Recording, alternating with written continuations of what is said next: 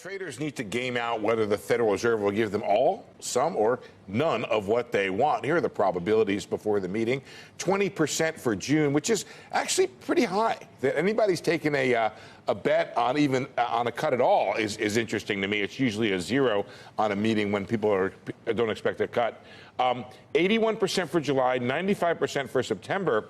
But by the way, a greater than 50% probability of 3 cuts built into the market by December. So to give the market all of what it wants, the Fed would have to clearly signal a July rate cut and even adjust its dots, which are the forecast for the Fed's funds rate, to show an average of 1 or multiple cuts for this year.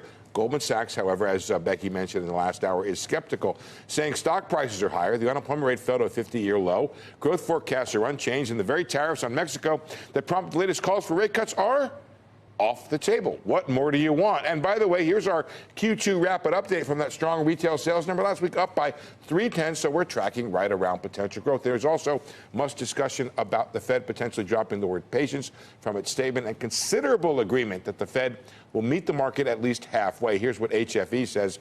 We expect them, the Fed that is, to appear worried enough about downside risks for inflation as well as growth to encourage expectations for at least some easing before long.